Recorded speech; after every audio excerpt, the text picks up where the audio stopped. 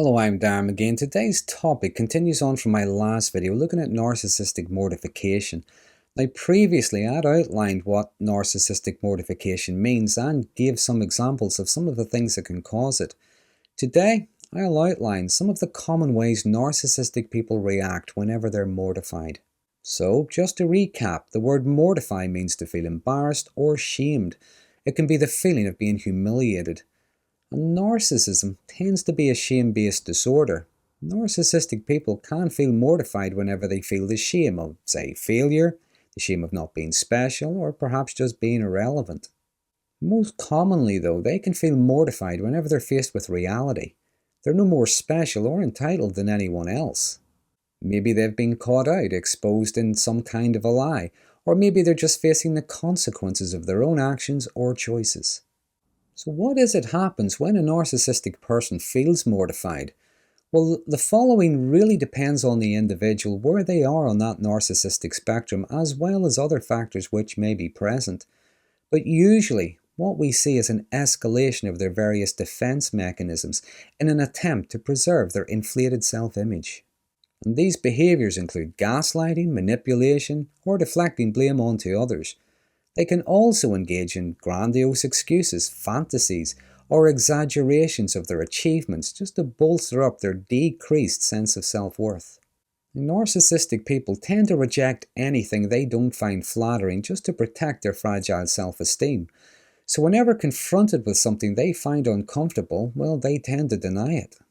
However, the denial isn't always external. It isn't always a case of no, I didn't do that, or no, I didn't say that. Sometimes they engage in self-deception. They deny things they don't like to themselves. Now, a personal anecdote would be someone I worked with many years ago. We were doing training one time, and part of that training was we just did a little test. What kind of a person are you? Now, it wasn't really a big deal. It was just meant to be a bit of fun. But he didn't get the result he wanted. He didn't get the result that he thought fitted his perception of himself. He had decided the type of person he was, but his answers didn't lead him there. So he claimed he didn't understand the questions, he answered them wrong, and he did the test again during the break, just to get the result he wanted. Next, in the aftermath of a humiliating experience, narcissistic people may withdraw from social interactions or isolate themselves from others, and this withdrawal serves as a way to avoid further exposure to situations that could threaten their self-esteem or their status. They can fear being judged or rejected by others, exacerbating their feelings of shame and unworthiness. So they might cut off relationships or avoid environments where they feel their self-image could be threatened. Now, some might just withdraw temporarily as they try to create a different narrative, maybe try to shift the focus elsewhere, try to save face somehow.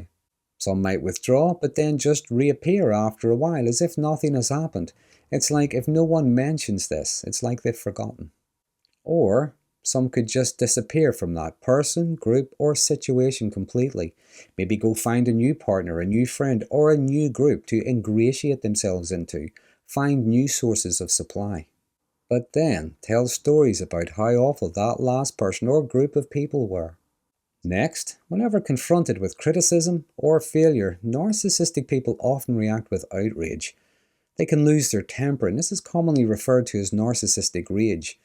They refuse to acknowledge any fault or imperfection and instead lash out. They lash out at what they believe is the source of their mortification as a way to reassert dominance and control.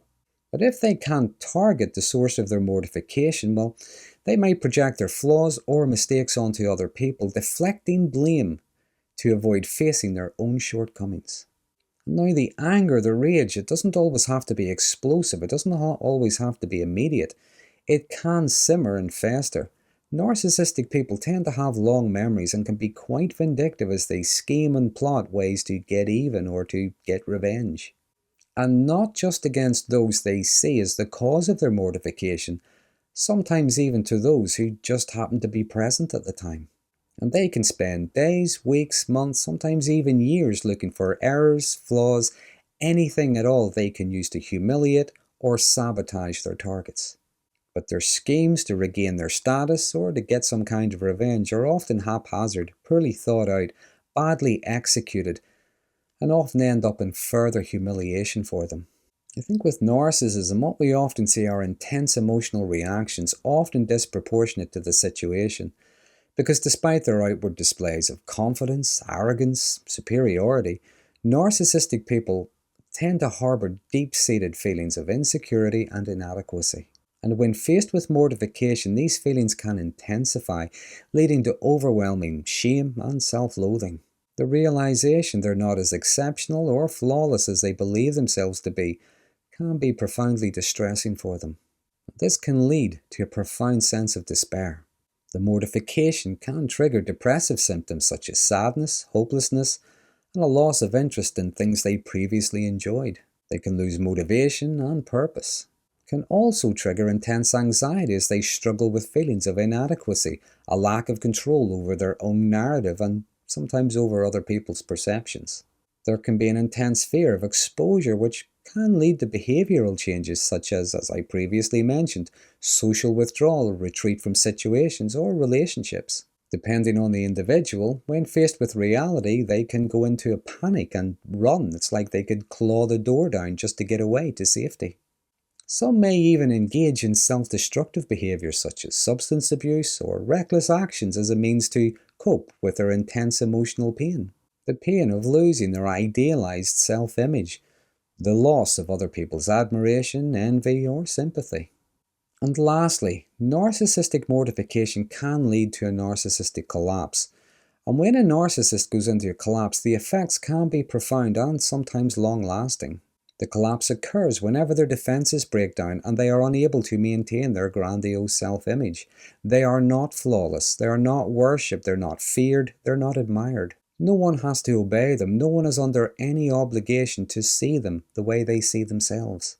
And as their sense of self is heavily tied to their constructed persona, they can undergo something of an identity crisis. The collapse forces them to confront a reality they have long denied. They question the very foundations of their identity and their self-worth. And the loss of their inflated yet maladaptive ego defences can leave them feeling exposed, vulnerable, and utterly lost. So to summarise, narcissistic mortification is a psychological experience involving intense shame, embarrassment, or humiliation, and can have significant effects on narcissistic people due to their heightened sensitivity to the threats against their self-esteem. And how narcissists typically react to mortification often reveals the fragility of their self-concept and their reliance on external validation. So any flaws, criticism, failure, or exposures of their vulnerabilities can induce mortification, and that can be devastating. The mortification threatens their inflated sense of self-importance and entitlement, and this can lead to intense feelings of shame and worthlessness. Now, it really depends on where the individual is on that narcissistic spectrum. But while the collapse of their ego can be a painful and destabilizing experience, it can also present an opportunity for growth and self-reflection. Through therapy and introspection, narcissistic people may gradually come to terms with their vulnerabilities and develop healthier coping mechanisms. However, true transformation typically requires a willingness to confront uncomfortable truths and engage in genuine self-examination, and that can be challenging for people with very deeply ingrained narcissistic tendencies. In many cases, there can be a desire for change, but it can be short-lived. If they feel the threat has passed, if they feel maybe they've got a new audience which colludes with them, people who bolster up their fragile sense of self again, well, as soon as they feel reassured, they often just go back to how they've always been. So that's a brief outline of how narcissistic people can react to mortification. So always, if there's anything you'd like to add, anything I've missed, please feel free to use the comments section, or some interesting conversations start from these videos. Now, I will add the research in the description of this video if you'd like further information on narcissistic mortification. But if you find this topic to be interesting, please consider subscribing to my channel, and until next time, thanks for watching.